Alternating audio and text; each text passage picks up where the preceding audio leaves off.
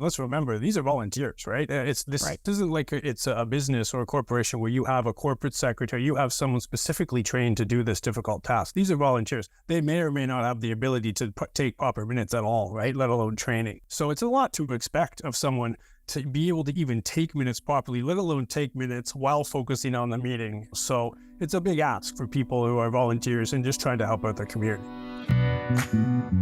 Common Sense for Common Areas exists to help all 2 million HOA board members nationwide have the right information at the right time to make the right decisions for their future. If you're a board member, that's you.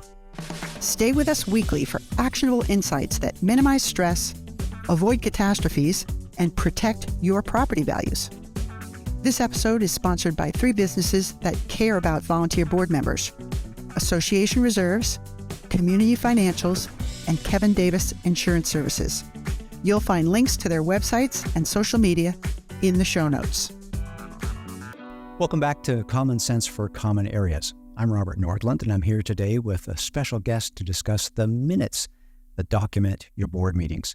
Properly prepared minutes, not too vague, yet not too detailed, provide a clean record so the association can move forward effectively as an organization.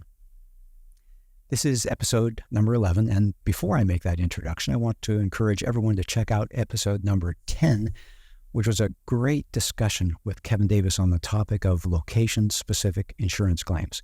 Kevin outlined the specific risks that different types of associations face, and just due to their geography and also due to their type of construction. And that'll help you minimize your risk exposure and your claims history. Today, I'd like to introduce you to Matt McEwan, VP of Sales and Marketing at Minute Solutions. They're a firm that provides minute-taking solutions for associations throughout Canada and the United States. Matt graduated university in 2008 with a double major in law and political science and a minor in business, so well-credentialed. He worked in sales and marketing in the produce industry and in property management and development before joining the growing Minute Solutions team in 2022. And Minute Solutions was founded in 2014, so it's been around for a number of years. Welcome to the program today, Matt. Thanks for having me, Robert. Thrilled to be here. Well, I first learned of Minute Solutions through Matt's efforts. It was a social media post, and I realized I wanted to get this company on the podcast. So, Matt, start out by telling me what got you into the business of helping organizations with their minutes. Yeah, so first of all, you're doing me a huge favor by saying that you found out about us through our social media channels because, now I don't have to make the case to our CEO that those are worthwhile efforts. So thank you for that. We got this on the record. Yeah, this is perfect. In all seriousness, that is a big part of what we're trying to do is in terms of spread awareness, because frankly, for the longest time myself, I was working for a condominium management company before I started with Minute Solutions. And I didn't originally know that this was even an option that existed to manage our minute taking. So, as this became a serious struggle, our property managers were having a very hard time either taking the minutes themselves or finding board members who could do it properly. This solution came about, and it was something that we jumped on by using a third-party minute taker. And so I became familiar with the industry, became familiar with Minute Solutions through those events. And then when I was ready to make a change and saw the opportunity with Minute Solutions, I jumped on it because I knew so much about the company, their reputation, and the service that they were providing and how helpful it was to condominium managers like us. Well, it sounds like the words you chose, you were having a hard time getting it done. And when you see a problem that's asking for a solution, and all of a sudden you find a solution, you realize, wow, this could be good, not for just my associations, but all associations. So when you say hard time getting it done, what's that mean? Yeah, so as you probably know, minute taking is often pawned off on people who don't really want to do it, because frankly, it's a very difficult task and it's not exactly an enjoyable one for a lot of people. So we see that ended up on the plates of property managers, community managers very often. And frankly, they don't have the time to do it. And so very often, a couple of days before a board meeting is about to happen, they're scrambling to put those minutes together. It's been a month since the last meeting that they've had. They can't even recollect really what was happening, and it's always a rush. Not to mention the fact that those minutes weren't done in a timely manner for them to get done the action items that need to get done. So became a vicious cycle where they were constantly scrambling to get the minutes done. And it was taking time away from their core responsibilities. They're supposed to be doing things to manage these buildings, improve the community, save money here or invest in capital projects there. And taking the minutes, managing revisions is not something that they should be focusing on. So that was a major struggle with our personal example. Got it. And I imagine if it's in the hands of a board member, it would fall into what you were saying. They don't know what they're doing. They don't like what they're doing. They got on the board perhaps for other reasons. And all the time that they're spending working with the minutes, going through their notes and getting that into the right format, that's time that they're not spending making decisions and forwarding the mission of the association. Is that fair? That's absolutely fair. And perhaps even more importantly, as the other very common person that it does fall to is the board secretary. And the board secretary, sure, that can be an important part of their role, managing that process, but they're still a board member. And in some cases, they're one of only 3 or 5 board members. They need to play a very important part in the meeting. I mean, these meetings are the lifeblood of a condominium or homeowners association. And so if they're busy taking minutes, they're not going to be able to contribute to the meeting and make those decisions in an informed way that they should. So it really, really distracts them from being able to do what their real job is as a director. Yeah, I'm thinking if they're busy taking minutes, they're working, their heads down, they're writing notes. That's the way I work. When I am working, I'm not listening. And they need to be the board member listening. And also, you want the chemistry of the board. You want them functioning as a team. You want them putting on, I want to be careful how I say this, a good show at the board meeting so the homeowners in attendance see a well-oiled team working together, contributing together, moving the association forward. And when one is head down, note, you're starting out with one less person on the team. Yeah, and not to mention, let's remember, these are volunteers, right? This isn't like it's a business or a corporation where you have a corporate secretary, you have someone specifically trained to do this difficult task. These are volunteers. They may or may not have the ability to take proper minutes at all, right? Let alone training. So it's a lot to expect of someone to be able to even take minutes properly, let alone take minutes while focusing on the meeting. So it's a big ask for people who are volunteers and just trying to help out their community.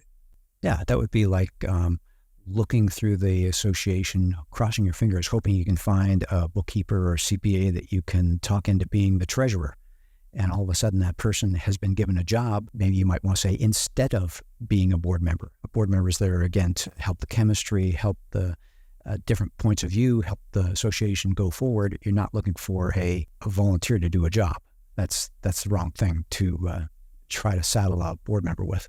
Yeah, exactly. There's a lot of things that happen in a community that are done by professionals for a reason, right? Or done by third parties because the volunteer board members aren't necessarily equipped to do it. And, kudos to all the ones who do, though, to that point. It's not an easy job, and a lot of people step up and get it done. And it's a very important aspect of the governance of your community. So sometimes I think people who are just living in their community and don't necessarily get involved firsthand don't really realize all these little things that are happening in the background to make that community tick. And it's not easy. Yeah. Well, I guess one of the reasons for this podcast is to reach out to all associations. And there are a lot that are getting help here and there professionally. And I'm thinking about the 4-unit association that my sister bought into. You're not going to get a lot of professional help when you're that small. And so we're here to, I use the words, equip and encourage and provide some tidbits so that hardworking board secretary out there who is doing double duty, that person can learn a little bit from this podcast and do a little better job at moving the association successfully into the future. So let's talk about that a little bit. Yeah, what are the top tips you'd like to give? In terms of taking minutes, some of the top things to remember is that more is not necessarily better, right? If anything, less is more. It's important to understand what needs to be included in the minutes, but it's equally important to understand what should not be included in the minutes. And so boards, and especially boards who might be in a contentious environment, they often think that they need to capture as much of the discussion as possible. And while it may be counterintuitive, that's actually the opposite of what you want to do, especially if you are in a contentious situation. You want to stick to the facts. You want to stick to what's necessary. So of course you should be capturing all the names of participants, call to order, some of the real fundamentals. And then of course you're capturing decisions, you're capturing votes that have taken place, You are capturing any conflicts of interest that have been declared, any amendments to previous minutes, and of course, updates on ongoing items. But really, you're focusing on the most critical aspects, the decisions, the action items, and less on the opinion. You shouldn't be having quotations, direct quotations of people. You do not want emotional statements. So if you're talking about painting the lobby in your building, you don't need to know what everybody's favorite color was and preferred color. You want to know what was decided and why. Okay, we chose black because it was the most affordable option. And keep it clean and simple. So you don't need all that fluff. And if you have too much fluff in there, not only are you going to get into a situation where, you might have people pointing to things that were said that could kind of cause issues later, but you're going to have less readable documents, frankly, and a document that isn't as good at communicating what's happening in these meetings as it should be. Yeah. I had a couple of thoughts. One is I have never seen a lobby painted black, but that just got me going sideways there. Yeah, bad example of color, I guess. No, that's fine. When you get a board that's frustrated and say, we can't agree on any color, so let's just paint it black. Yeah, exactly. I learned there's many, many, many shades of white, but I'm not sure there's many shades of black. Anyway, but I can see a well-intended person taking minutes trying to show side A versus side B and try to prevent a balanced story of what went on. But exactly what you're saying is you're not trying to tell a story. You're trying just to document the business facts of the association. Yeah, that's right. I think a good way to look at it and to kind of put things in perspective is remember that these become legal documents once they're approved by the board, right? This becomes a historical record of your association, of your community. Put yourself in a situation where you're 2, 3, 4 years down the road, and you're looking back to try to assess the decision that was made or get some information about a previous board since all the board has turned over. Do you really want to go read all these conversations, all these emotional arguments? No, you don't. You want to know the bare bones of what happened in the meeting, what was discussed, what was decided, and what were the action items, what was supposed to be done coming out of that decision. So if you kind of think out of it in that context, that this is a historical record that you're going to keep for a very long time, then it kind of clarifies, okay, what do we actually need to include in this? Let me go a little bit deeper into that. You convinced me that we don't want to be telling a story, but let's say we have 3 very important proposals. We could say either insurance coverage, high deductible, low deductible, company A, company B, all these kinds of things, or a new roof. And let's call it a couple $100,000, and you got roofing company A, B, and C. Obviously, you want to record that you chose company B. And their price was this. That's a good legal document. And I would love for them to be able to go back to 2018 and be able to find the notes and say, yes, we chose company B and their price was this. Do you need to say why they were chosen?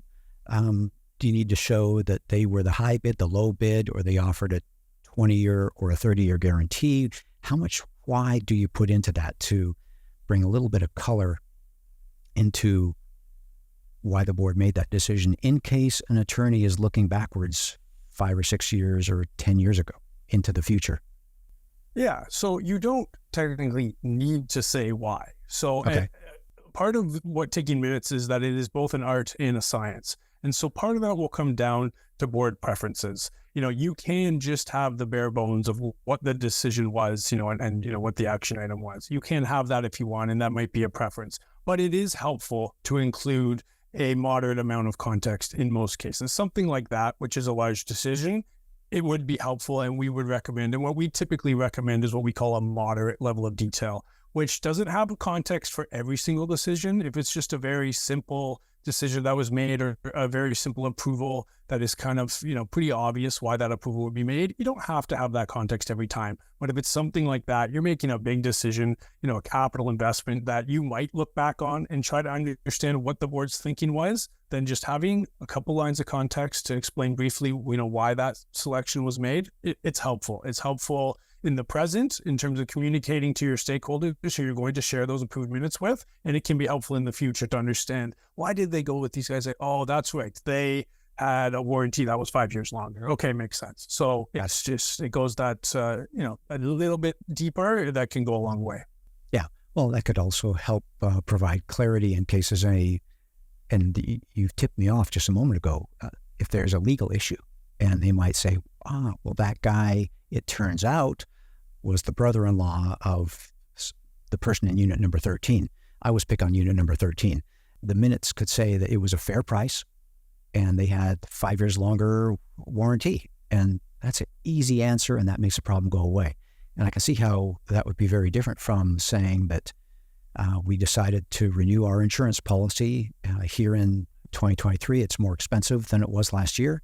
It was a 12% increase, but we went with, we renewed our policy with ABC insurance. That would be a situation where you could say a lot less because it's just a renewal. You could say, a little bit of oh darn, but you don't need to say much more than that if it's just a simple order of business as you move forward. That's exactly right. That's exactly right. And having the skill to be able to summarize a complex decision and put it into having just a little bit of context, that's part of what you're looking for in a minute taker. Someone who can take a complex decision, what could be a 20-minute conversation, and distill it down to something that's quite concise but very informative. Right. Discernment is the word that came to my mind. Something like that, to be able to take that 20-minute discussion and bring it down into 2 or 3 or 4 lines in the meeting notes? Ideally, yes. Yeah. Cool. Well, on that subject, what do you expect, or what do you, in your business, what do you deliver for we're targeting our listeners to a 1-hour board meeting. For a 1-hour board meeting, they start, they end, business in between. Is that a 1-page, 2-page? Give us kind of a rough figure of merit, what the difference is between too little and too much. Yeah, so while we do recommend trying to keep your agenda to 1 page, when it comes to minutes, there's no set kind of strict requirements. Really what you want to think about is, and it will depend on the number of speeches, how complex the topics being discussed are for sure. But a good way to look at it is that most board meetings, on average, you're looking between 2 to 5 pages is what we see. For a 1-hour board meeting, you're very likely going to be 2, maybe 3 pages. So yes, the idea for sure is to think less about the actual length, because if you're discussing a number of topics on agenda, and if you're discussing them quickly, just because of the formatting of the agenda and listing those topics, you might get into 3 pages. So it's more about just making sure that you are capturing the agenda items, you are including any votes and decisions, and a little bit of context. So no firm number, but generally speaking, a 1-hour board meeting, you're going to be 2 to 3 pages. When you're talking about documenting things, let's say an association has an open forum and everyone gets 2 minutes to say their pitch, to speak to the board in this open session. Do you need to record owner of unit number 13 took 2 minutes talking about painting. Unit number 27 took 2 minutes talking about barking dogs. It'd be nice, it seems like, to be able to say, unit number 13 had the opportunity to speak, and they did speak in public forum. The board did hear that person, yet you don't need to say that for the 13th time, this person was complaining about the pool furniture or something like that. Tell me through the discernment between what's an important legal document versus not badgering unit number 13 owner who just, has obviously a strong opinion about the pool furniture. Yeah, exactly. It's a great question. And this is definitely one topic where we get a pretty wide range of preferences from our clients. We'll certainly recommend a way to do things, but individual communities definitely have specific ways they like to capture this. Some ask us even to do a verbatim, transcription of the question and answer in the open forum. Some ask us just to list the question, and some ask us to summarize kind of the question and answer or just the topic. Generally speaking, what is done and what we would recommend is to list the unit owner number and, a brief, ideally 1 line above the topic that they spoke about. And if it is a question answer format and the board is on side with including that question answer, we would certainly do that, and that is fine to do. But generally speaking, for board meeting minutes, to include a verbatim transcription of that question and answer, I don't think is necessary and not ideal. So what you're describing in terms of unit number 13 raised this issue, and if there was a response, you can capture that response. But again, you're trying to keep it brief and really just highlight that the main issue that was raised. I think you use the word cryptic. I think another word is concise, but direct, right? Just this is what happened.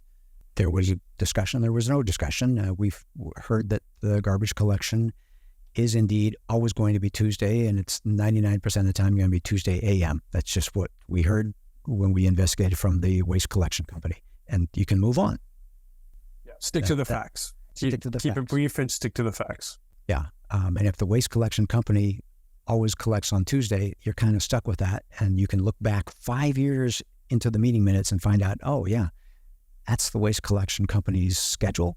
And there is no moving on that. And now we can finally put that to bed. Yeah, exactly. Okay. I like being able to put things to bed and move on.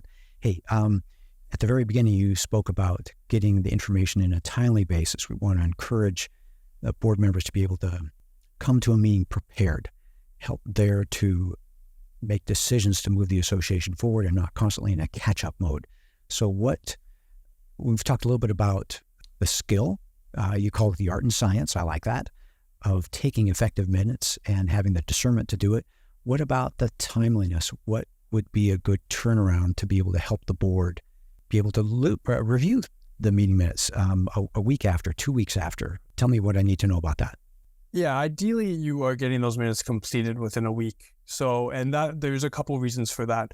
First, as you know, when you're sharing the minutes with the board, they are for the board to approve, and they may have changes that they want to request. You want to provide that draft set while the meeting and the information is still fresh in their minds. If you're sending it 2-3 weeks out, it's really difficult for people to remember exactly what was discussed. So really try hard to get it out within that week, and so people can get their, while it's still fresh, get their feedback, and you can quickly make those revisions and send it out for final approval.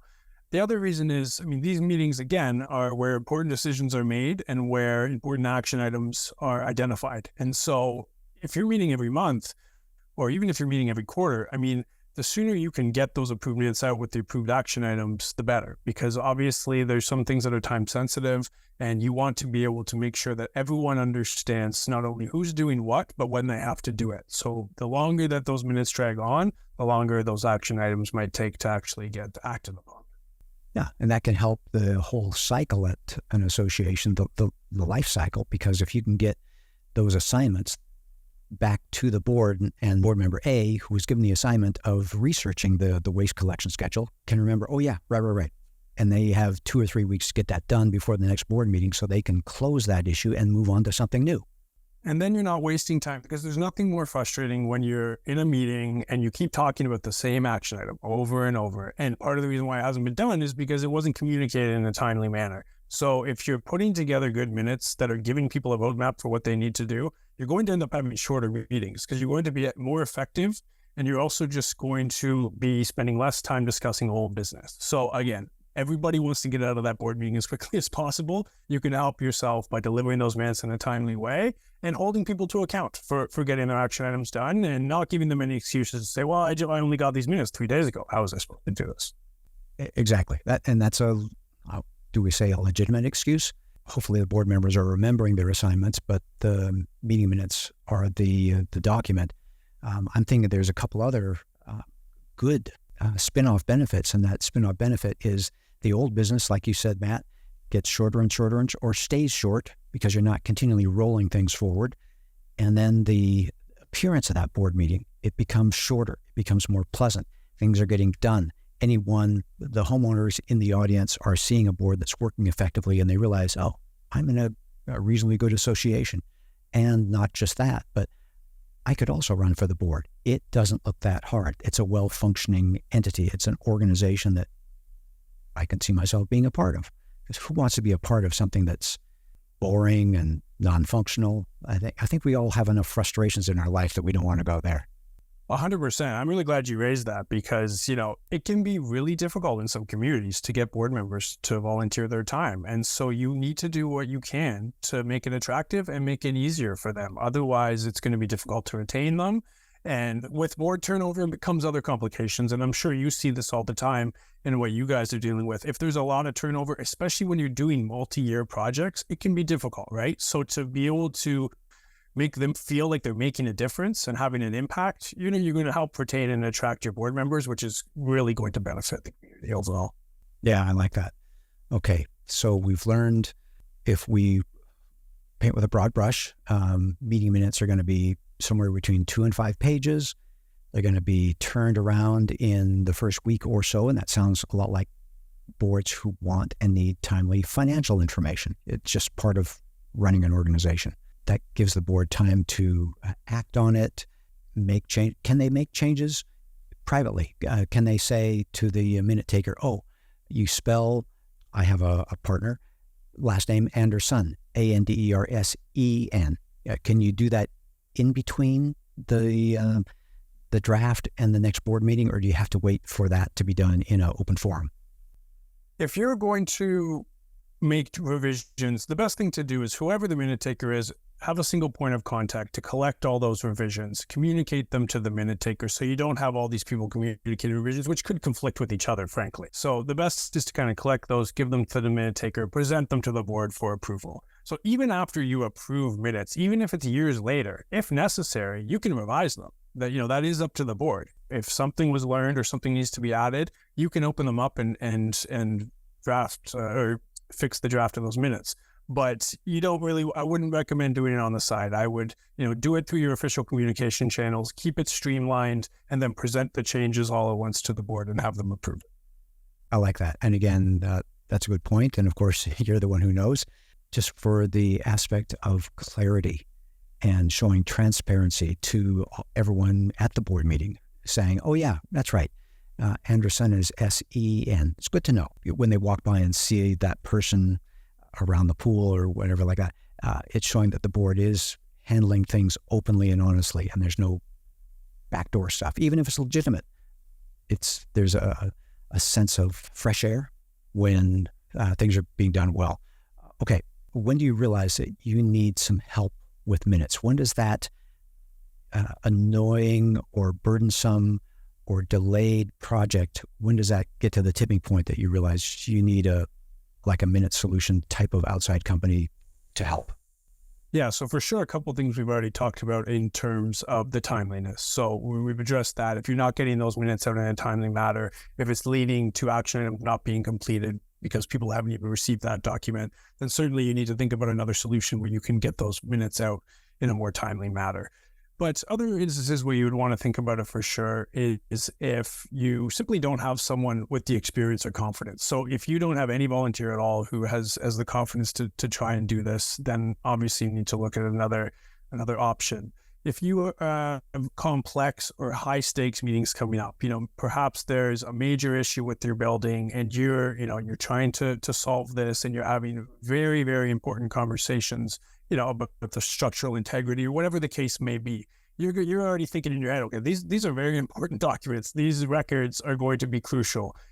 I think in a situation like that, you want to make sure you have an experienced minute taker who is going to be able to capture the right information in a clear and concise way. And you want to make sure, and not just for complex and high stakes meetings, but you really need to think about the impartiality of these minutes, right? So if you're having a volunteer board member or if you're having a manager do it, they might be able to do a good job, frankly. They might be able to get them out within a week. Maybe they're good at multitasking. They can focus on the meeting and they can take the minutes. At the end of the day, they're still not an objective voice, right? Whether it's a community manager, whether it's a board member, they still have some skin in the game. And so if you're getting the sense that perhaps the minutes are appearing to be a little unbiased, and especially if the management company, for example, is under scrutiny or a director is under scrutiny, then you really are going to want to think about bringing in a third party to, come in with no interest whatsoever and just write down what occurred. Yeah, no, I was thinking that the manager or maybe someone at the management company, just like they often have a financial department, a sales department, they may have a minute-taking department, and that would be good. But then all of a sudden, just as you were saying it, management contracts are not necessarily long-term contracts. And so it may be uncomfortable for the board to say, the reason we're considering going out for bid from companies A, B, and C is because our company, Company D, can't get the darn meeting minutes in time. They can't get the financials to us in time. The lawn is never mowed successfully. That could be tough. And I can see the person from the management company taking meeting minutes starting to bristle. It's like, oh no, I don't think I'm going to be back here next month. Better give the boss a heads up. Yeah. So, yeah, you're right. Impartiality is a great thing. Well, Matt, thank you. It's been great to have you on the show for some insights on meeting minutes. I learned about discernment. I learned about how important they are to document what's going on at the association, not just now from month to month, but for the effectivity of the association and then going back years and years. Well, I hope next month meetings across the U.S. and Canada run smoother and more effectively because of the concepts you talked about, documenting and getting that information, the meeting minutes, back in a timely manner. So please tell our audience the best way to get in touch with you. Yes, the best way to learn more about Minutes Solutions, you can, of course, visit our website at minutessolutions.com. It's 2 S's there, minutes and solutions.com. Or you can email us at info@minutessolutions.com.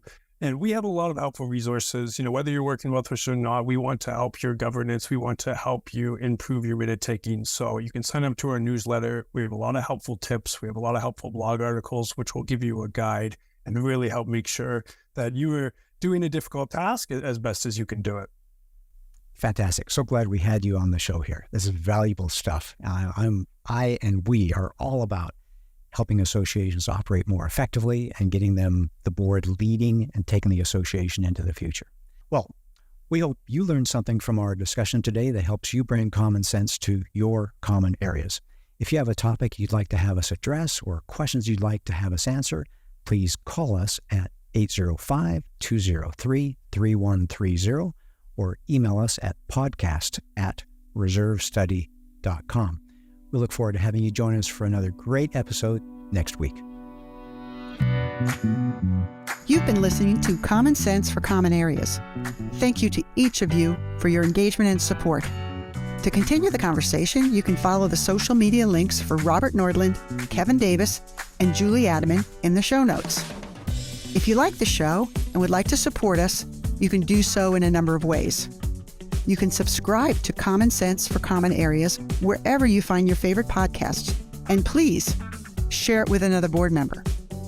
You can do us a huge favor by going to iTunes and leaving us a 5-star rating and review. And you can also support us by supporting the brands that sponsor this program. You'll find links to the website and social media for Association Reserves, Community Financials, and Kevin Davis Insurance Services in the show notes. But the most important thing you can do is to engage in the conversation.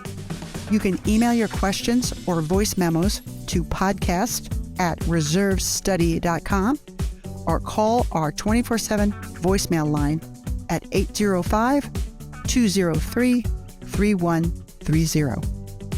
This podcast was produced by Stokelight Video Production and Marketing. With Stokelight on your team, you'll see sales grow as you reach more customers with videos that inspire action. See the show notes to connect with Stokelight. Finally, remember that the views and opinions expressed by the podcast, including host, co-host, and guest, do not constitute legal advice. We encourage our audience to consult with their own legal counsel before making important decisions.